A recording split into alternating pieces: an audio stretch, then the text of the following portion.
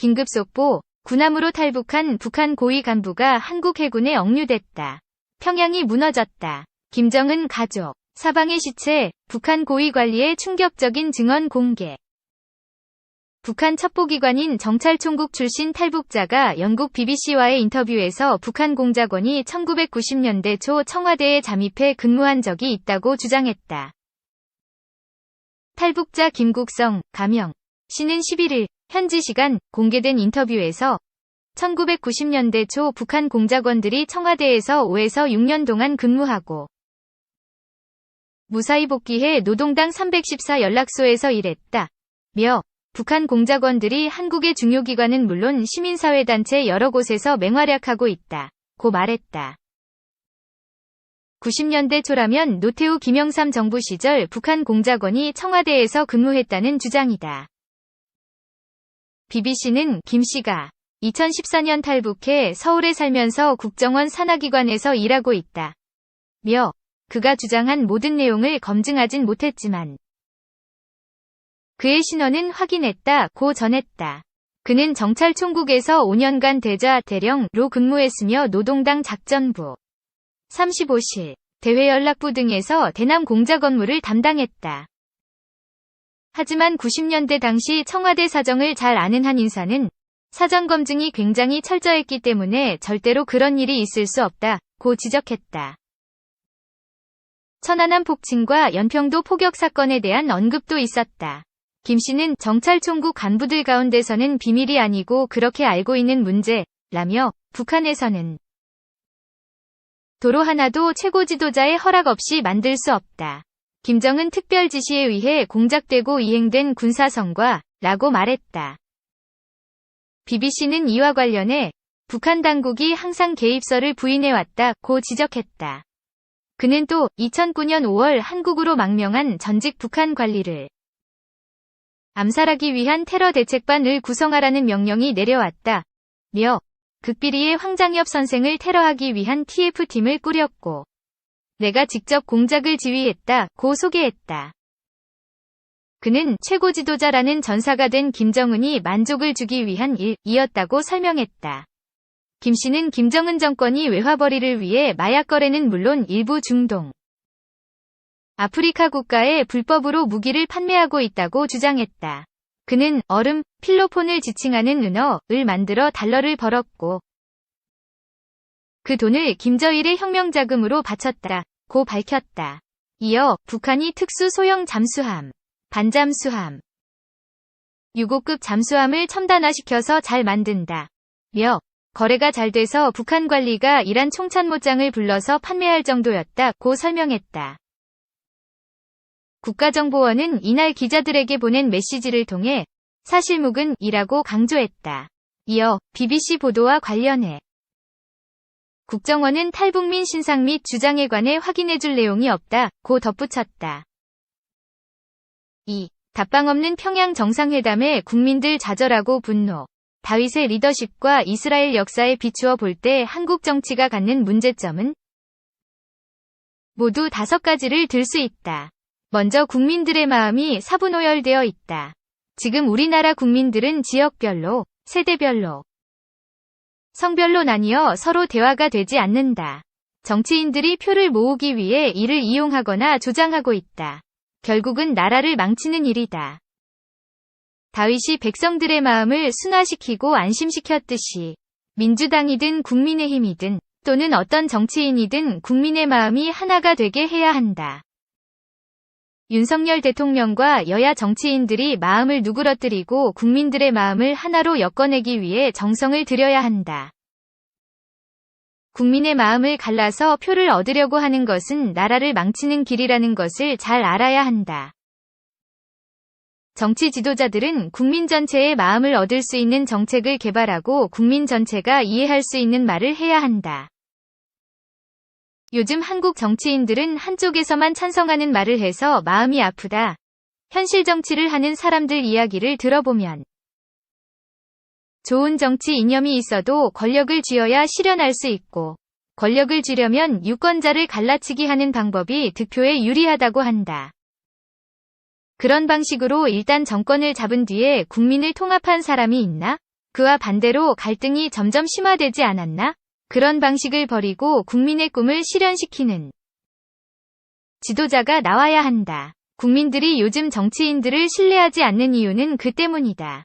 국가의 지도자가 아니라 한 패거리의 지도자가 되기 때문이다. 정치 선진국인 미국에서도 그런 현상이 벌어지지 않았나? 도널드 트럼프 대통령 시절에 그런 경향이 심했다. 그러나 과연 그때 미국이 잘 됐는지 곱씹어 봐야 한다. 트럼프 대통령 시절에 국제정치 무대에서 미국의 의상이 더 높아졌나? 우리가 그런 길을 따라가서는 안 된다고 생각한다.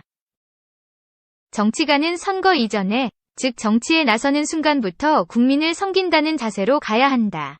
그 옛날 3000년 전 왕정시대에도 르호보암의 원로 대신들은 백성을 섬기는 왕이 되라고 했다. 진심으로 섬긴다는 말이 얼마나 중요한가. 그래야 위대한 정치가가 될 수 있다. 정치 지도자 가운데 가끔 돌연변이가 있기는 하지만 대체로 오랫동안 전계에서 그런 능력을 검증받고 잘 섬긴 실적이 있는 사람이 국가 지도자가 되는 것이 맞다고 본다. 윤석열 대통령 같은 돌연변이 정치 지도자는 어떻게 해야 하나? 오랜 경험을 가진 국가 원로와 전문가에게 의견을 물어보면서 가야 한다. 또 국민들을 여러 각도에서 접해 이야기를 경청해야 한다. 날이 선 발언은 삼가는 것이 좋다. 5200만 명의 전 국민을 상대로 하는 발언 아닌가? 누군가는 상처를 받기 쉽다. 그러니 너무 날선 발언을 하면 안 된다. 날선 발언이라면? 노무현 대통령과 문재인 대통령이 갑자기 대한민국 건국을 인정할 수 없다거나 김원봉에게 훈장을 주어야 한다거나 신영복을 존경한다고 말한 것은 모두 날이 시퍼렇게 선 발언이었다. 한두 사람의 한을 풀어주는 행동이 다른 대다수 국민들에게 상처를 줄 수 있다. 또 다른 유의점이 있다면 국민이 납득하지 못할 행동을 대통령이 하면 안 된다.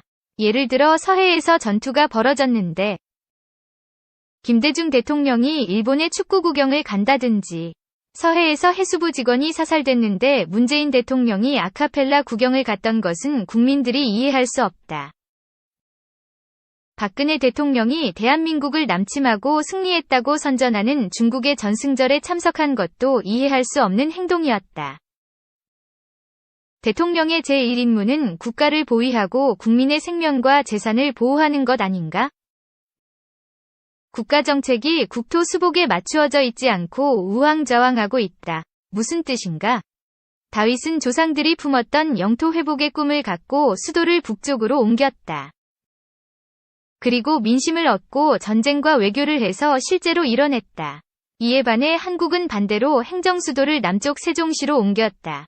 한국 대통령은 어떻게 해야 하나? 우리 민족의 꿈은 고구려의 옛 땅을 회복하는 것이다. 한반도 전체를 통일해 자유민주주의 국가를 이룩하는 것이다. 우리는 바다 때문에 남쪽이나 동쪽, 서쪽으로 영토를 확장할 수 없다. 북으로 밖에 안 된다. 그 점에서 고대 이스라엘의 북방정책과 닮아 있다. 정책이 성공하려면 해양 세력과 연합해 대륙으로 진출해야 한다. 즉 미국, 일본과 손을 잡고 북으로 진출해야 한다. 중국이나 러시아와 손을 잡는 것은 좋은 전략이 아니다. 정치 지도자가 이런 전략을 갖고 있다면 수도를 북쪽으로 옮겨야 한다.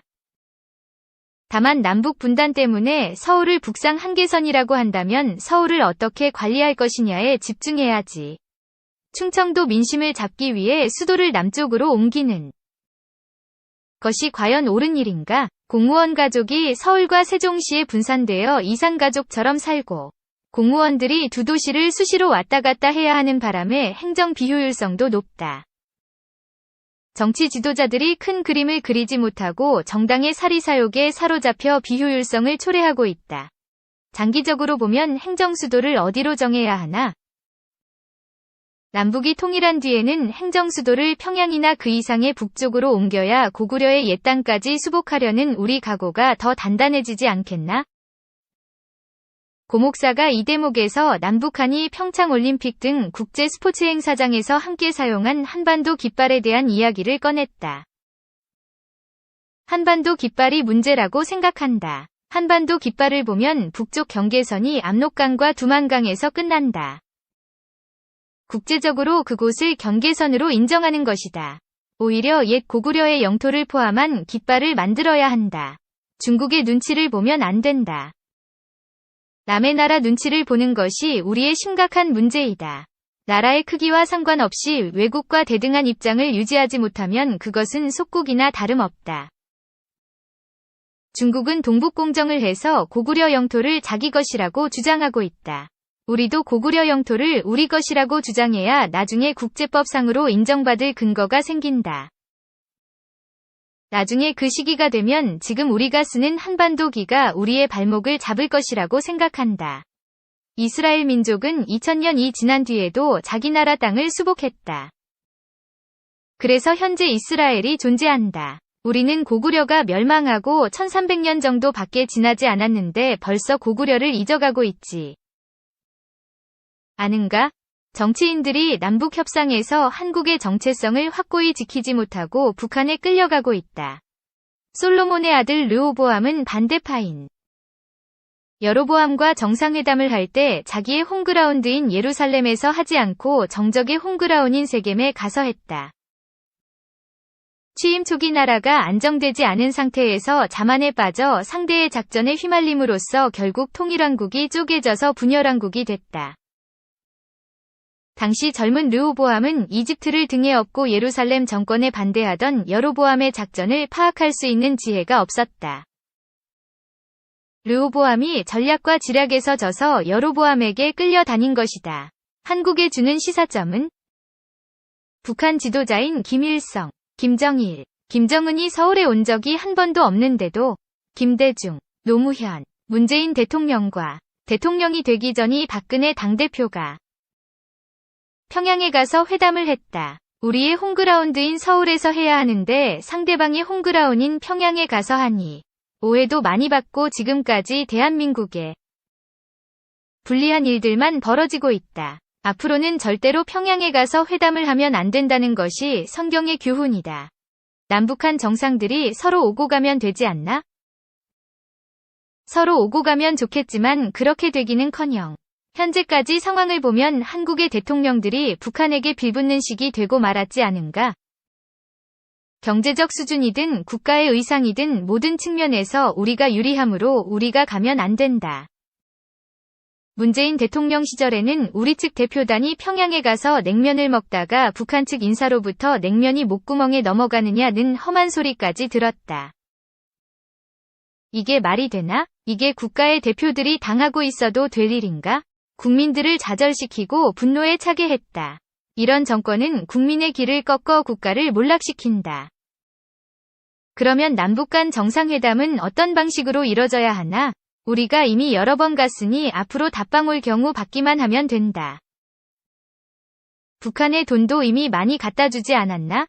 그런데 왜 우리가 북한에 굴종하는지 모르겠다.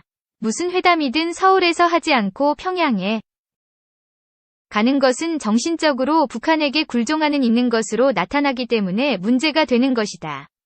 국민의 염장을 지르는 대통령이 더는 없기를 바란다.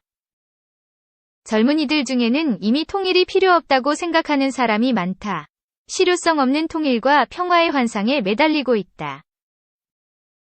솔로몬 왕 사후에 이스라엘 민족이 분열되면서 북쪽 나라를 이스라엘이라고 하고 남쪽 나라를 유다라고 했다. 두 나라는 각축하면서 서로 도발도 하고 외교전에서 우위를 차지하기 위해 다투기도 했다. 그러다가 우호 협력하는 단계로 들어간 적도 있다. 결혼동맹이나 군사동맹을 맺기도 했지만 결국에는 다 허무하게 무너졌다. 남북 두 왕국은 갈등도 하고 전쟁도 했다. 그러다가 대국인 시리아를 서로 자기 편으로 끌어들여서 상대를 군사적으로 흡수하려고 했다. 그런데 주변 강대국은 절대로 주변 약소국 의지대로 움직여주지 않는다.